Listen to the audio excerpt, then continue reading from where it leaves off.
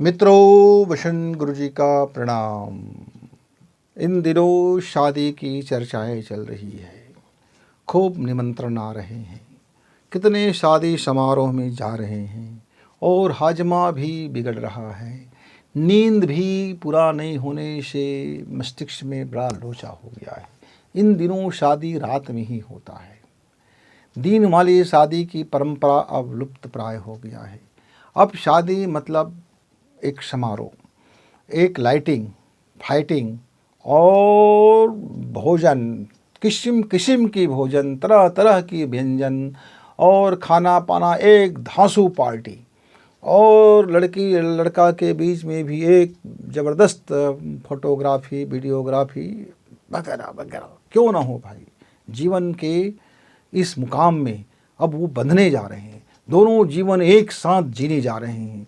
अब दोनों का अपना अपना एंट्री हो रहा है कि दोनों अपने अपने व्यक्तित्व के अनुसार से, दोनों के अपनी अपनी वैल्यू के अनुसार से, दोनों के माता पिता के अपने अपने धन के अनुसार से सब स्वागत करने में जुटे हुए, दिखाने में जुटे हुए हैं, समझाने में जुटे हुए। हम तो कई ऐसी शादियाँ देखते हैं कि जब शादी पार्टी में जाओ तो बिल्कुल पता ही नहीं चलता यार इनका घर घर गरीब का होगा, या इनके घर में कुछ सुविधाएं नहीं होंगे, इनके घर में कुछ होगा ही नहीं। लेकिन जब शादी पार्टी में देखते तो ऐसा लगता है कि इनके घर में सारा सुख सुविधा उपलब्ध होगा लड़के के घर में। और लड़की भी सोचती है कि अरे बाप रे, इतनी जब ज़बरदस्त बैंड बाजा, धुमाल पार्टी और रथ इत्यादि में लड़का आ रहा है नाचते गाते और दोस्तों के साथ। जब ससुराल जाती है तो मालूम होता है कि इसके घर में सब ठन ठन गोपाल है। अब हो जाता है टंटा यहीं से शुरू।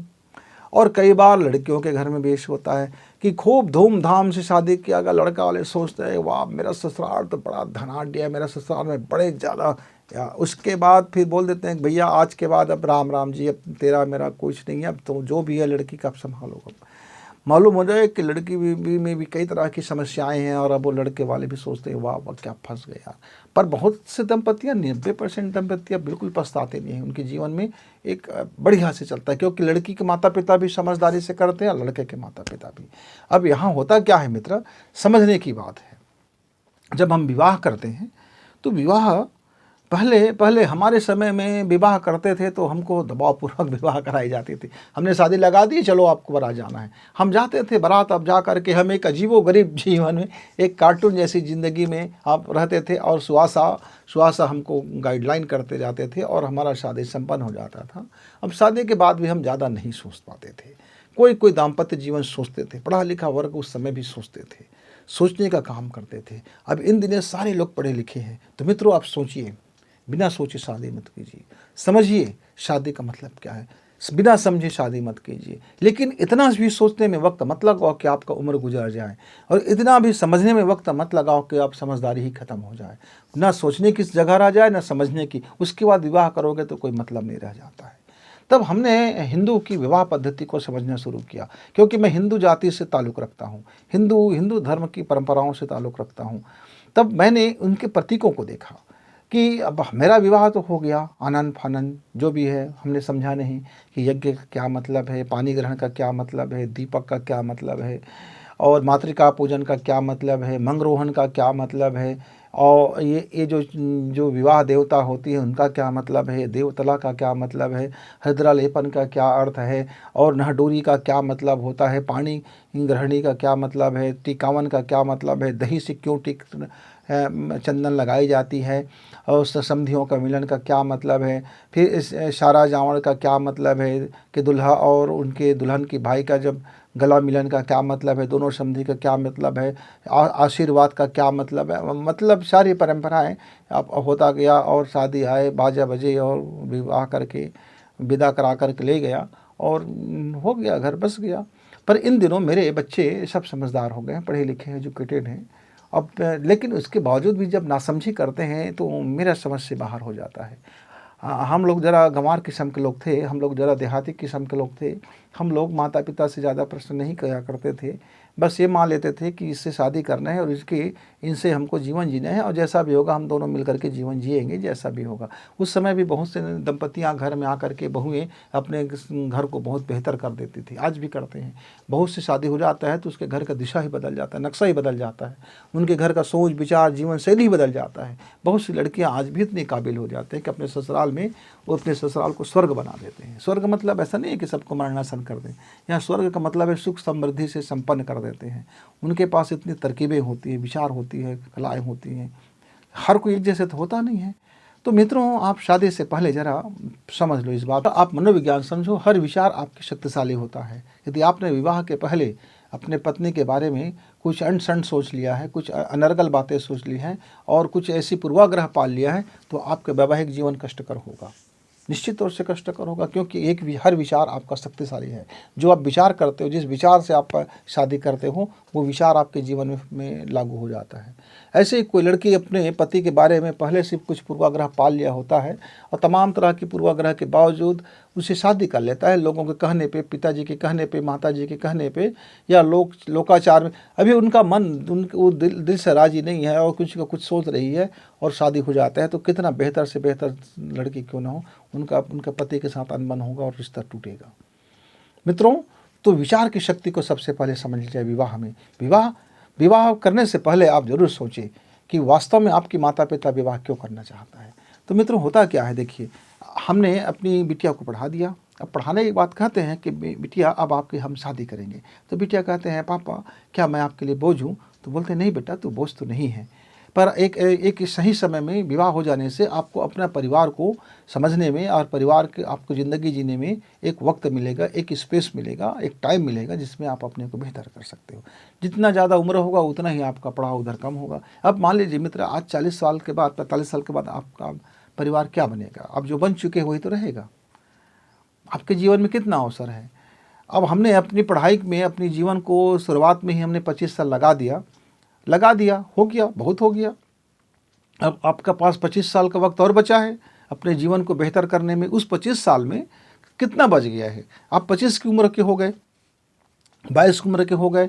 अब आपका जीवन जो भी है वो 40 साल तक का ही है।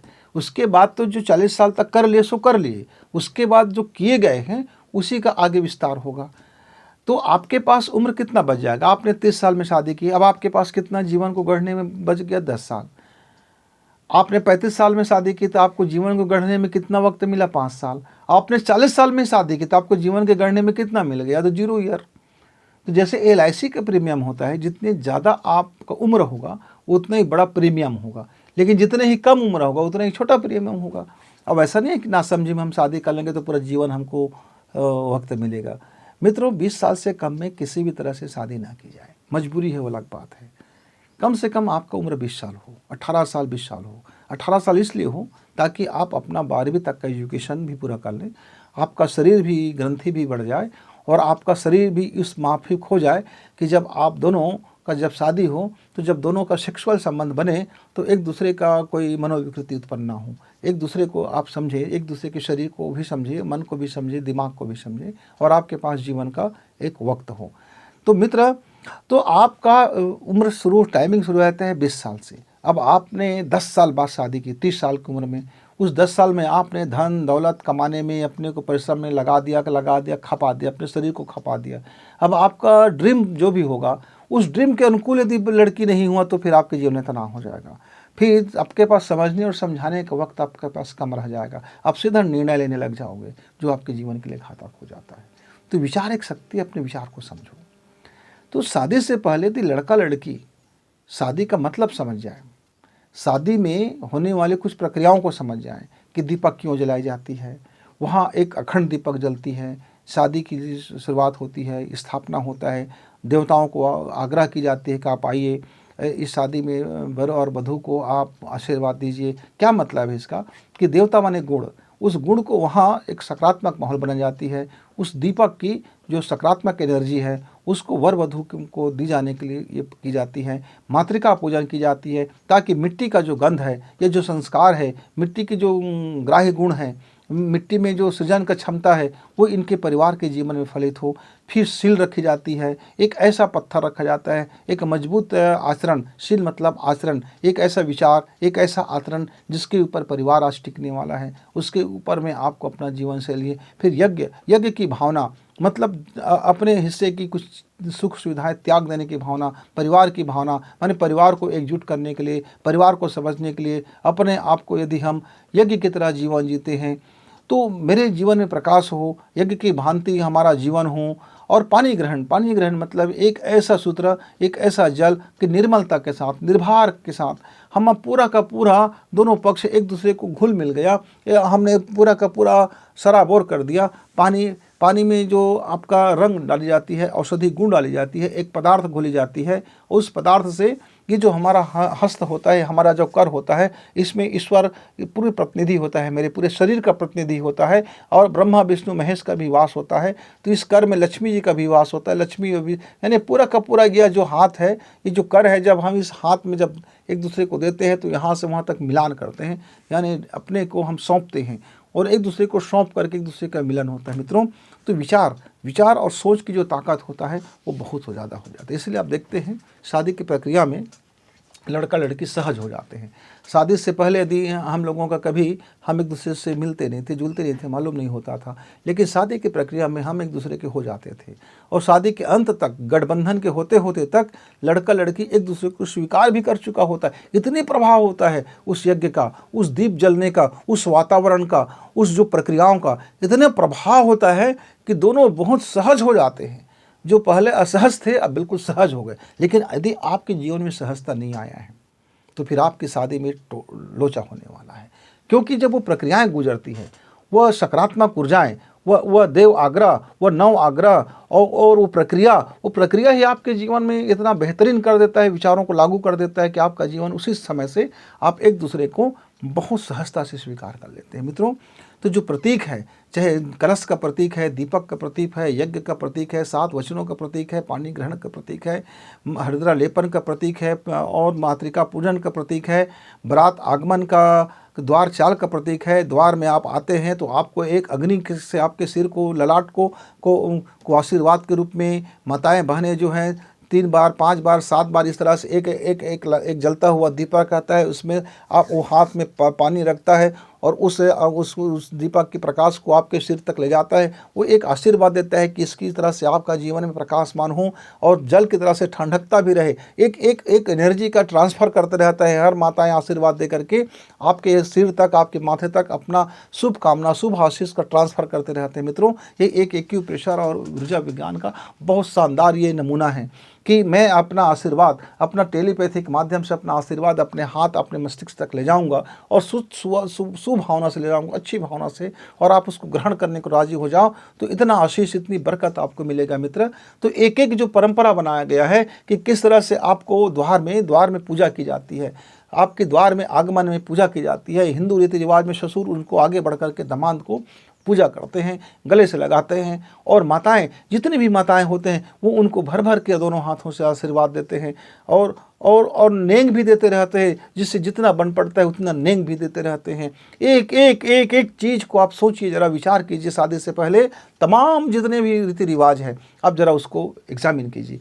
उनका मतलब समझिए, उनके गुण दोष को समझिए। जैसे आप समझते हैं तो फिर आपका विवाह में जो होने वाली जो परंपराएं का निर्वाह है और जो विवाह का आनंद है और विवाह के उपरांत जो आपका जीवन का आनंद है मित्रों, वो आपका कभी क्षरण ना होगा, वो कभी आपका कम ना होगा, वो आगे बढ़ता ही रहेगा। तो बिना सोचे और बिना विचार किए, बिना समझे जिसने भी शादी किया है उसको ज़िंदगी में बड़ा लोचा का सामना करना पड़ा है।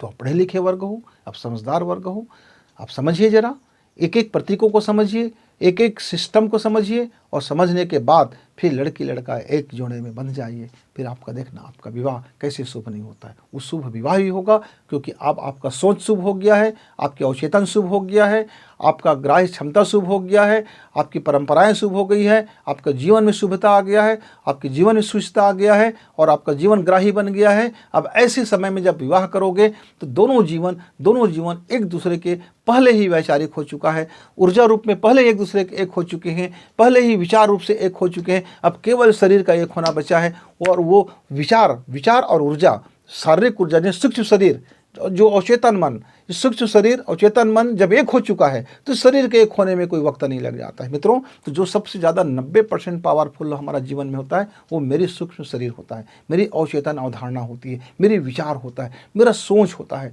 मेरे अंदर का संसार होता है। तो वहाँ से पहले आप अपने को सोचिए, विचारिए, फिर विवाह कीजिए। चाहे किसी भी जाति धर्म के हो, वो अपने जाति धर्म का प्रतीकों को समझे और रिवाजों को समझे, परंपराओं को समझे। आपको आनंद ही आएगा, क्योंकि आपके जीवन को खुशहाली से भरने के लिए तमाम आशीर्वाद की प्रक्रिया बनाई गई है। तमाम एक एक परंपरा जो बनाई गई है उसमें आप देखेंगे 90% परंपराएं विज्ञान सम्मत है, 10% परंपराएं बेवकूफ़ी के लिए है, जो उस समय के साथ आ जाता है और छूटता हुआ चला जाता है। तो ज़रा आप भी अपने विवाह करने से पहले विवाह के सिस्टम को समझिए, उसके बाद विवाह करें। तब तक गुरुजी को विदा।